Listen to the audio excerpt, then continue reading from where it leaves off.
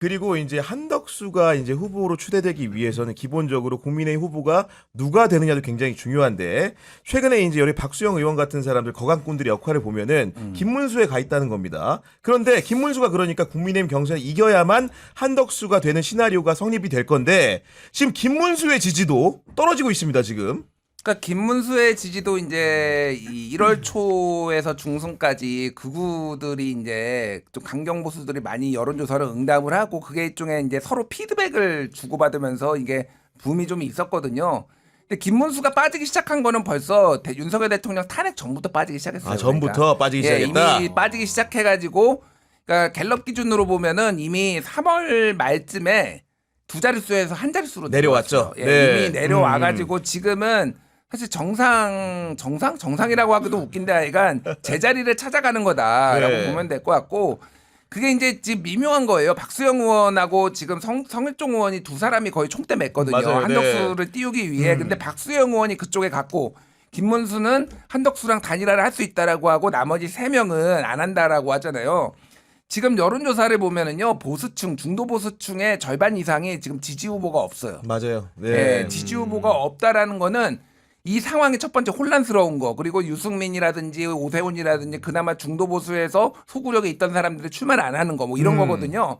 그런데 어쨌든 민주당은 이겨야 될 것 같아. 그러면은 사실은 김문수가 이거는 저는 그냥 정치공학적으로 보면 머리를 잘 쓴 거예요. 왜 그러냐면은요. 그러니까 한덕수가 나올 것 같아 지금. 나올 가능성이 있는데 한덕수 나오고 우리 후보가 나와서 이렇게 가면은 필패야. 그런데 이거를 단일화라도 할 여지가 있으면은 아, 내가 돼야 돼. 아니 그러니까 단일화라도 할 여지가 있으면은 그나마 이겨볼 수 있지 않을까 생각을 하는 사람들이 있을 거 아니야. 그렇죠. 마음을 네. 못 정한 사람들 중에서 그 김문수가 그걸 열어놓은 거예요 사실은. 그러니까 지금 김문수는 1등을 하기 위해서 이런 사실은 좀 정도가 아닌 야합의 길을 가고 있는데 그게 국힘 지지자들한테는 먹힐 수도 있다. 아니 그리고 이 판국에서 전 최상목 대행의 워딩이 참 재미있는데 최상목 대행의 의사결정이 재밌습니다. 전에 보면은 헌법재판관 3명을 다 한덕수가 통으로 임명 안 하니까 자기가 대행이 된 다음에 2명 임명하죠. 이번에 어떤 얘기했냐? 이런 얘기를 합니다. 미국과의 관세 협상은 절대 서두르지 않겠다. 최종 결정은 새 정부에서 하면 된다. 이렇게 얘기합니다 지금. 최상목이? 근데 뭐 최상목이라는 자가 결국에는 그 관료로 쭉 살아온 사람이고 굉장히 그 기회를 잘 봐서 처신을 해온 사람이잖아요. 그리고 지금도 뭐 새 정부 얘기하고 하는 걸 보면 뭐 어느 정도 이게 판 굴러가는 거에 대한 이해는 있는 것 같아요. 근데 네. 한덕수 대행은 좀 다르죠. 왜냐면 한덕수 대행은 지금 이제 여론조사에 이름이 들어가고 있고 본인이 빼달라고도 안 하잖아요. 그렇죠. 그러니까 은근히 좀 즐기고 있는 상황에서 한 대행이 저는 대선을 안 나가고 싶더라도 안 나올 수가 없다고 봅니다. 왜냐면 호랑이 등에 이미 올라타 있어요. 여기서 내려오면 그냥 내려오다가 죽는 겁니다. 그래서 저는 지금 뭐 소위 친윤 그룹들, 뭐 성일종 의원이나 뭐 박수영 의원, 뭐 염태영 의원 이런 사람들이 이미 커밍아웃을 좀 했거든요. 그렇죠. 그러니까 이런 사람들이 지금 결국에는 뭐 김문수, 한덕수 사이에서 왔다리 갔다리 하면서 결국에는 국민의힘 후보와 한덕수와의 빅샷 단일화. 요걸 통해 가지고 한번 요 대선판을 흔들어 보겠다 이 의지가 있고 이분들은 한덕수가 당선되고 안 되고가 중요하지 않아요. 결국에는 그렇게 해서 단일화를 추진해서 한 명을 만들고 대선에서 지더라도 본인들이 이걸 다 만든 작품이기 때문에 당권은 자기들한테 1+1으로 온다라는 계산은 이미 했거든요. 결국에. 그러니까 이분들의 마음에는 지금 대선 승리는 콩밭에 가 있고 자기들 관심사는 그게 아니기 네. 때문에 당권을 위해서라도 한덕수는 하나의 도구다. 써먹기 위한 하나의 수단이고 전 한덕수 대행이 본인도 지금 내란과 여러 가지 연관됐다라는 의심을 받고 있으니까 본인도 안 나오기가 매우 어려워졌다. 그래서 전 나온다고 봅니다. 그리고 최상목의 목에 삑땅 발언이 하나 더 있는 게 어떤 얘기를 했냐. 그 마은혁을 그럼 너 왜 임명 안 했냐 이렇게 국회에 추궁을 했더니 이렇게 답합니다. 일부 국무위원들이 협의를 안 하면 사의를 표명할 것이라고 했다. 결국은 국무위원들이 자기를 협박했다 이런 얘기 한 거 아니겠습니까 지금? 아니 그러니까 국무위원들이 사의를 할 것이라고 해서 만약에 헌법을 어긴다라는 건가요? 그러니까 예, 네. 그러니까 이거는 말이 안 돼요. 그러니까 자기 내 책임이 아니다라고 비겁한 변명을 하는 거고 뭐 이제 뭐 휴대전화도 안 바꿨다고 했다가 5분 만에 걸려가지고 그러니까요. 위증 논란도 네. 있고 일단 최상목은 이제 믿을 만한 사람이 아니라는 건 우리가 이제 다 알고 있는데 최상목이 다만 아까 전에 앞에 얘기했던 최종 결정은 다음 정부에서 내리면 된다라고 하는 거는 사실은 이 상황에 대해서 본인이 좀 위기감을 느끼는 것 같아요. 그러니까 제가 보기에는 뭐냐면은 이 지금 굉장히 저도 그 방송에서 계속 얘기하고 있는데 지금 위험하다. 이 한미 이 통상협상이 맞아요. 굉장히 네. 위험하다. 위험하다고 하는 거는 지금 미국이 먼저 들어오는 게 좋다라고 얘기를 했잖아요. 그 얘기는 먼저 들어오면 가장 호구란 얘기예요. 그러니까 거꾸로 들어야 돼. 거꾸로 들어야 네. 돼요. 그리고 첫 번째 협상하는 사람이 기준이 될 가능성이 높기 때문에 양보를 안 하겠죠. 미국 입장에서. 당연하죠. 많이 양보해주면 다음에서는 야 한국도 이렇게 해줬는데 우리는 왜 안 해주고 이렇게 될 테니까 최대한 뜯어내려고 할 테고 게다가 트럼프까지 지금 직접 들어온다라는 거 아니에요. 그 경향신문에서 엊그저께 기사도 썼잖아요. 맞아요. 네. 한덕수한테 대선 출마하느냐 얘기하고 그다음에 끊은 다음에 전 세계 지도자들이 키스 마이 에스 내 엉덩이에 뽀뽀하려고 하고 있다. 한덕수랑 통화하자마자 그 얘기했다라는 거 아니에요. 네. 지금 완전히 호구되게 됐거든요. 그래서 사실은 이제 다음 주부터 이 협상에 들어가는데 그 우려가 계속 나오니 최상목이 사실은 이거는 한 발 물러난 거다. 그러니까 본인이 약간 주눅 들었어요. 제가 보기엔 지금 위태롭다 지금 제가 보기엔 그런 느낌이 듭니다. 네. 어제도 그 국회 나와가지고 그 탄핵 청문회 최상목 했잖아요. 그렇죠. 네. 막 거짓말한 거 다 드러나고 막 이러니까 맞아. 막 눈동자 흔들리고 말 더듬고 하여튼 막 굉장히 지금 최상목 네. 부총리는 어려운 지금 상황을 아니, 인지하고 있는 것 같습니다. 이런 상황에서 지금 속보가 하나 전해졌는데 법원이 내란 우두머리 혐의 윤석열의 형사재판 촬영을 허가했다고 합니다. 법원이 저기도 겁을 먹었네. 아니 너무나 쫄았어. 너무나 당연한 건데 그죠? 너무나 당연한 네. 건데 여기에 우리가 또 우리 정치비상구가 한 숟갈 한 거 아닌가. 지속적으로 이렇게 비판을 해주니까 여론이 너무 안 좋았잖아요. 그러니까요, 네. 윤석열한테 특혜가 지금 한두 개가 아니었잖아요. 지하주차장으로 들어가는 거, 그리고 촬영 안 해주는 거, 그리고 네. 직업은 뭡니까 무직입니다가 아니라 전직 대통령이시네요. 먼저 얘기해줘. 그리고 맨 네. 앞줄에 앉아야 되는데 뒷자리에 앉게 해줘 등등등 이게 계속 여론에 이제 질타를 맞으니까 법원도 그러니까 지금. 약간씩 이제 간 보는 인간들이 조금씩 변하는 게 제가 하나씩 보여요 지금. 지하 주차장은 그냥 그대로 유지인가? 지하 주차장. 아니, 그거 근데 또 전직 왜? 대통령들도 다 걸어서 들어왔어요. 아니 이명박 박근혜 대통령 다 아니었어? 전직 대통령들. 네, 그러니까. 그리고 네. 혐의가 더 경해요. 그렇죠. 윤석열 내란 우두머리고 거기는 네. 뇌물이나 개인 비리 수준이에요. 그러니까 비교가 안 되는 거죠. 그 엄청난 특혜와 어떻게 보면 이익을 지금 안겨준 거기 때문에 전 뭐 직연 재판장도 저 본인의 그 첫 번째 행위에 대해서 아마 내부에서도 엄청난 좀 네. 압박을 좀 받지 않았을까 싶습니다. 아니 그리고 집도 코앞이라서 가까워요. 굳이 차를 타고 지하로 들어갈 하등의 이유가 없어. 그렇지. 걸어가면 네. 되지. 걸어가도 되는 수준의 거리기 때문에 그 정도로 갈까요?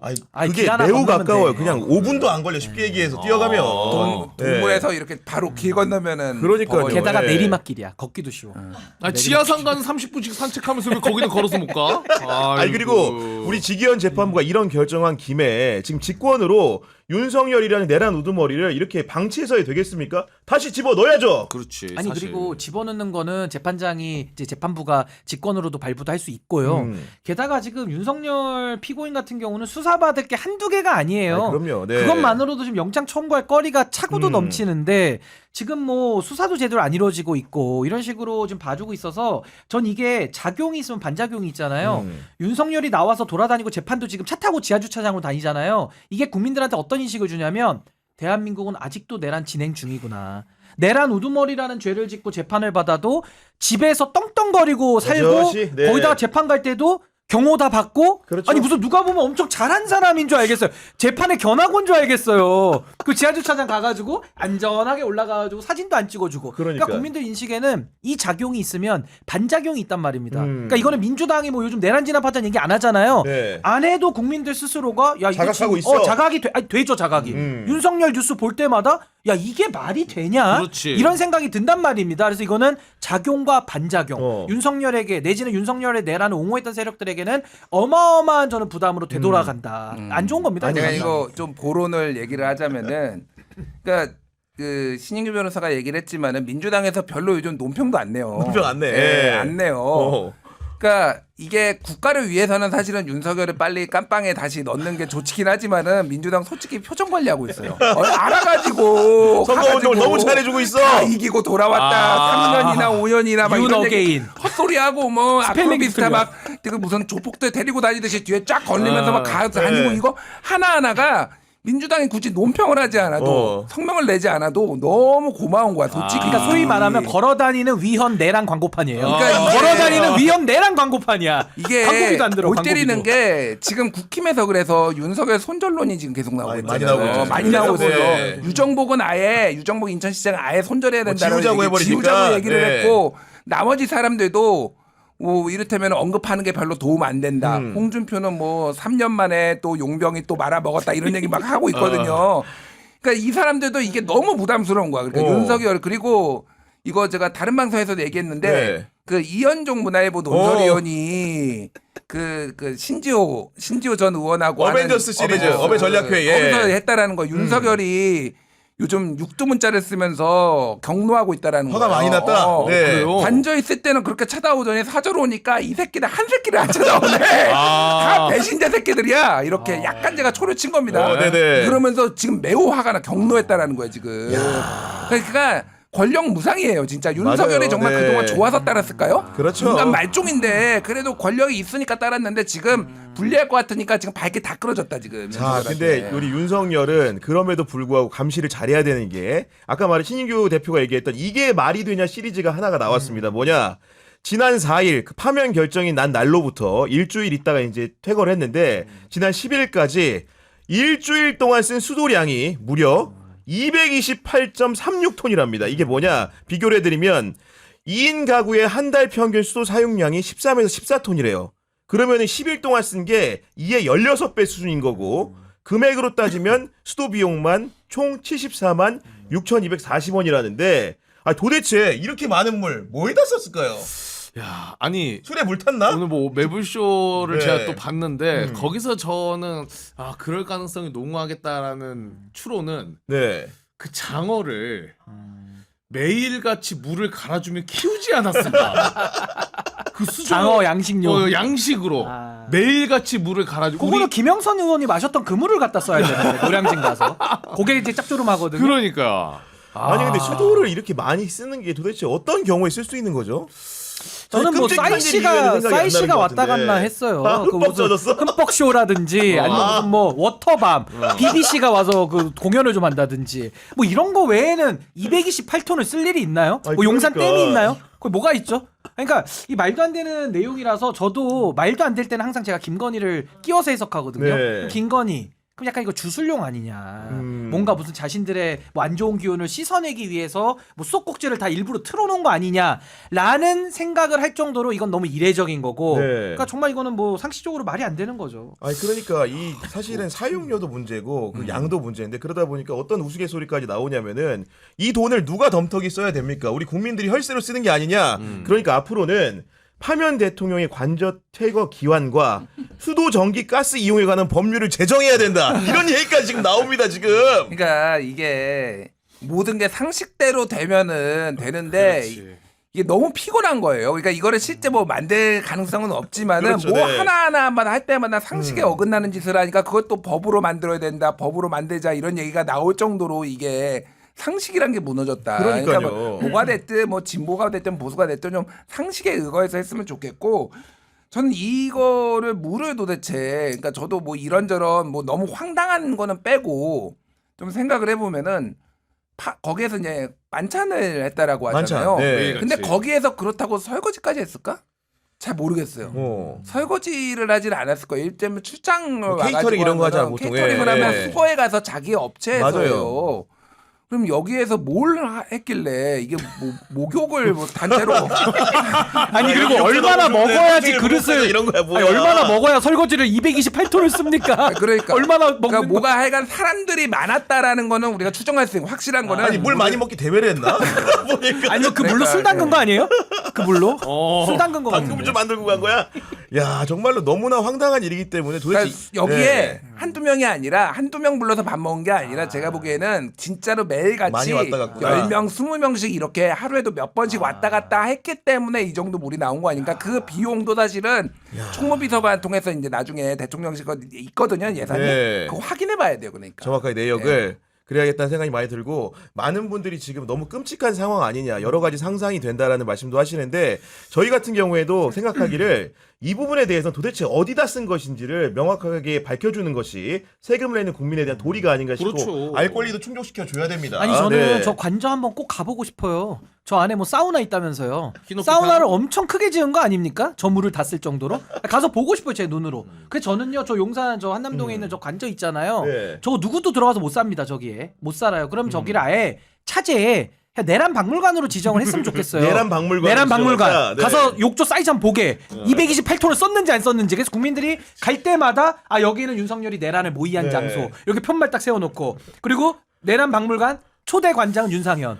와서 설명해 주는 거죠. 아 여기서 우리가 이렇게 논의를 술을 좀 했었습니다. 먹었고요. 여기서 예. 파티했고요. 뭐 이런 거를. 고양이는 여기 캣타워 여기 있었습니다. 그렇죠. 네, 뭐 이런 그런 것들. 예. 그래서 저는 이거 농담이 아니라 진짜 내란 박물관으로 이거 지정을 좀 하는 게 어떻겠나라는 생각이 들 정도예요, 정말. 역사적 사료로라도 남겨놔야 될 것 같습니다. 그러니까 이런 분을 가만히 놔두면 안 되고 처벌을 해야 됩니다. 그래서 이제 파면 이후에 처음으로 경찰이 어제 이제 대통령실과 관저 주변을 상대로 한 압수수색을 했는데 윤석열은 구속 그 영장에 압수수색 영장에도 특수공무집행방해 피의자로 명백하게 적시돼 있지 않습니까, 평론가님? 네. 뭐 수사해야죠. 네. 이 시간의 문제지. 사실은 윤석열, 김건희 저는 윤석열 대통령 파면된 다음에 일주일 안에 소환 통보할 줄 알았어요, 사실. 그러니까. 예, 근데 아직도 조금 질기구나. 그런데 이제는 그 아까 얘기했잖아, 졸라 고독하구만. 요 모두가 국힘도 손절한 게 지금 보이기 시작하니까 사실 경찰이 움직이기 시작했다. 저는 이렇게 봐요. 그러니까 경찰도 어쨌든 이거저거 좀 고려를 해야 될 게 많으니까 네. 그때 당시에 막 뭐 관저에 있고 막 그럴 때는 또 네. 하기 어렵잖아요. 그러니까 지금 사저로 나오고 네. 딱 인적 끊기니까 지금 바로 이제 치고 들어가는 거고. 이제 뭐 여러 가지 이미 수사가 어느 정도 진행이 됐기 때문에 사실은 윤석열한테는 사실관계만 확인하면 됩니다. 대면 이거는. 조사 해야 되는 거죠. 대면 네. 조사하고 당연히 사실관계만 확인하면은 이거는 기소가 어렵지 않은 사안들이에요, 대부분. 그러니까 저는 빠르게 기소를 해야 된다라고 보면 네. 될 것 같고, 다만 어제 압수수색 짧게 얘기를 하면은 뭐 결국은 이제 경호처가 반대를 해가지고 이미 제출하기로 한 것도 있지만은 대통령 그 안가 경호처가 쓰는 안가 맞아, 네. 그거는 경찰에서 신청을 했는데 검찰 단계에서 검찰에서 자체적으로 지금 영장을 맞아요. 청구를 안 한 네. 거잖아요. 거기에 이제 박성재 법무부 장관, 그렇습니다. 김주현 네. 민정수석, 이완규 법제처장 이 사람들이 그때 이상민하고 회동한 그렇죠. 거고 네. 다 검찰이에요. 이상민 빼놓고는. 그러니까 지금 검찰이 심각하다 제가 보기에는 지금. 예, 경찰은 그나마 수사 의지가 하려고 있는데 하는데, 네. 검찰은 지금 심우정을 정점으로 해가지고 지금 수사를 꽉 틀어막고 있어요. 네. 지금. 아니, 그러니까 그 박성재 장관 얘기하니까 하는 얘기인데 오늘 보도를 통해서 많은 분들이 아시겠지만은 윤석열 출국 금지 너무 당연하겠죠. 그렇죠. 사형이나 무기징역밖에 없는데 그 피의자에 대해서 출금지 너무 당연한데 이 출금지를 했다고 국회에서 얘기한 배상업 법무부 출입국 외국인 정책본부장을 상대로 보도에 따르면 그렇습니다. 박성재 장관이 돌아와서 업무 보고를 받으면서 그간 피의자 출입금지를 다 비공개했는데 왜 그 사실을 공개했냐고 질책을 했고 이분이 지금 사의를 표명하고 안 나온다는 겁니다. 이런 정도의 국민의 알 권리 충족 못해도 되겠습니까 이게? 근데 지금 그 배 본부장만 그렇게 고초를 당하고 있을까요? 과연 저는 지금 이 내란 알박기 인사 때문에 다 기관장급으로 보내는 거 아닙니까? 그렇죠. 예를 들면 네. 서울경찰청은 어떻습니까? 거기 괜찮을까요? 박현수가 그 박현수 내란에 지금 가장 어떻게 보면 거기도 기여한 걸로 해가지고 그렇죠. 수사 대상자인데 오히려 입막음용으로 승진을 시켜주잖아요. 그것도 초고속 승진. 그러면 대통령 기록관은 어떻습니까? 그 기록관장도 행정관 출신의 윤석열 소위 말 하수인이 지금 그러니까, 가는 건데 네. 가서 거기는 또 안녕할까요? 그러니까 제가 지금 드리고 싶은 말씀이 뭐냐면은 이완규 법제처장을 헌법재판관 임명하다 이번에 헌재가 막아줬잖아요. 이건 너무 특이한 케이스고 정말 하늘이 도운 거고요. 맞아. 저는 이 내란 알박기 인사 그대로 놔둘 수 없다고 봅니다. 그러면 저는 이제 어떻게 해야 되느냐? 내란과 관련된 12.3 내란 특별법을 5.18 특별법처럼 전 제정을 해야 된다고 봐요. 특별법으로? 내란 네. 특별법. 그러니까 특검과 별개로 전 내란 특별법을 제정을 해서 지금 기록 같은 거 다 증거인멸하고 있거든요. 그렇죠. 그러니까 대통령 기록물로 지정을 해서 봉인을 해가지고 이제 못 보게 만드는 건데 전 내란과 관련된 국가 기록은 저는 다 공개하는 특별법을 만들어야 된다고 봅니다. 그 두 번째가 내란 알박기 인사. 예를 들면 내란이 12월 3일 있었으니까 내란을 준비하기 위해서는 한 6개월 정도 준비했을 거 아니에요? 그럼 앞뒤로 6개월. 그리고 내란과 관련됐다라고 어떤 특조위라든지 네. 검찰의 기소 정도로 확인이 된 예를 들면 뭐 한덕수나 최상목 이제 기소 당할 거 아닙니까? 그럼 그자들이 기소가 확인이 되면 임명했던 인사들 있잖아요.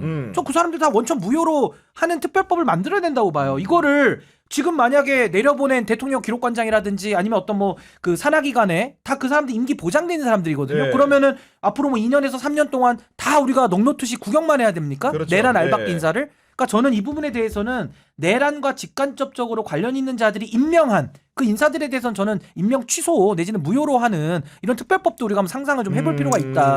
저는 5.18 특별법도 공소시효를 그렇게 다 넘어간 거거든요. 그렇게 해서 전 이것도 합헌 나온다고 봅니다. 네. 그래서 전 이 내란을 정리하기 위해서는 우리가 좀 더 비상한 조치들도 좀 해야 되지 맞아요. 않을까 확실하게. 그런 생각이 듭니다.